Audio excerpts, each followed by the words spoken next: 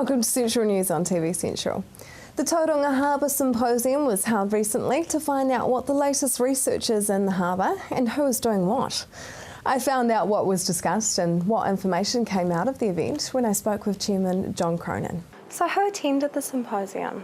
Oh, well, about 130 people. There was all the harbour care groups, students, the university, Harbour Watch, everybody that uses the harbour, so they attended. What was the aim of the Tauranga Harbour Symposium? Well, the aim is very much to educate or tell the people what we're doing. There's always a lack of knowledge of what we're doing around the harbour, and it is one of the most important parts of Tauranga, that it is our harbour, it's our jewel, whereas the lakes are Rotorua's jewel, Tauranga Harbour is our jewel, and we wanted to make harness all the efforts and showcase all the efforts that have been done within our harbour. Why does the Bay of Plenty Regional Council feel that it's important that they hold events like this?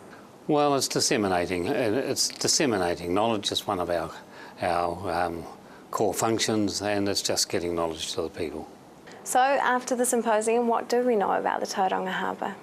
Well, we know that it's that we are getting some taints like sea lettuce. We know that it is the jewel. We know that we can clean it up, and we're feeling well up to date with all the sciences relating to the harbour and the users.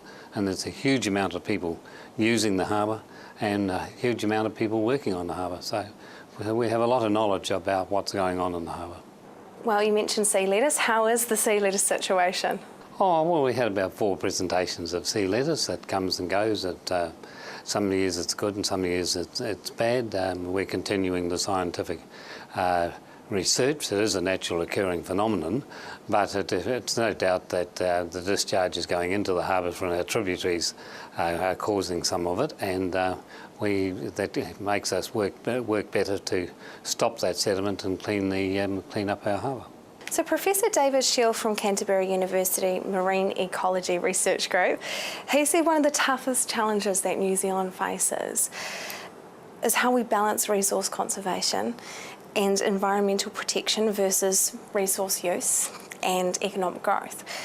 How does the Bay of Plenty Regional Council try to tackle this difficult situation in the Tauranga Harbour? Well, yes, we had Professor Shields was up from Canterbury and does a very good job.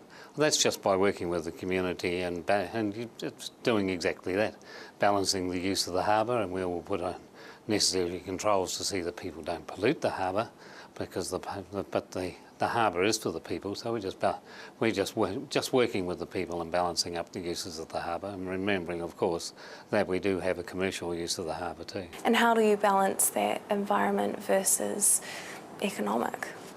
Well, by constantly monitoring, we have all the port and all the users of the harbours know that they have rules that they can't discharge into the harbour, and those rules are very rigidly enforced. And the boaties and the users of the harbour, whether it's the fishermen or residential or commercial, they all know the rules, and so they all look after the harbour. He also talked about a very interesting study of kelp forests in California. What can we learn about that? Well, we can learn that we don't make the assumptions too quickly. You have to make sure that your science is correct and that it's not a one-off. So yeah, it's a matter of balancing up the scientific approach with the actual approach and checking your sciences. And of course, with Professor David Battershell here from Waikato University, based right on our harbour edge, we're pretty certain that we won't make any mistakes about of what is going on. What were some of the points that were raised from the Tauranga Moana iwi collective? Oh, they were only making up the points of how important the harbour is to iwi, that it is their food chain, their food sources. So and they're balancing up the spiritual use of the harbour, which naturally we respect their views. So what has been revealed about the sedimentation in Tauranga Harbour? Well, we know that the harbour over a period of time has been silting up, if you like, and that's the sediment coming down from the tributaries running into the stream. So we have to monitor all of that, and eventually we might have to do some dredging of the harbour to make sure that sediment doesn't continue. But it's more about putting in place the processes that on the tributaries leading into the harbour, so that we don't keep dumping sediment or environment that pushes sediment into the harbour all the time. So it's working. It's working with the community to make sure that doesn't happen. Now we have some great community groups here in the Bay Plenty. What do they say? Oh, well, they say how enthusiastic they are with the harbour, and how great it was to have the symposium and actually learn what the other groups are doing. It's often in cases like this, there's a lot of people working in isolation, and they think they're in isolation. There are other groups working to get them all together is something fantastic, and they all learn from each other, and we all learn from them, and overall it gives us a greater resolve to go forward with the harbour. So what work has been done that actually stands out to you from the symposium? Well, the sediment studies.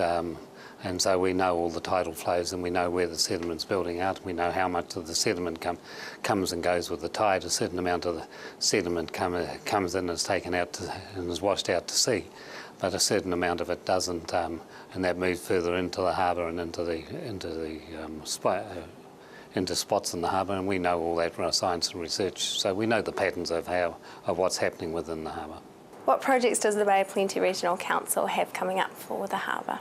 Well, we're continually working with the harbour. We're working with iwi on those projects, as is the Board of Tauranga, which is dealing with its harbour consent for the dredging there, and the restoration of the pipi beds. In our cases, we're looking at the tributaries and to go through the small streams by catchment to put in place, and to make certain that we can prevent the siltation or the sediments coming into the harbour. Visit boprc.gov.nz and follow the links if you would like to see any of the speakers' presentations.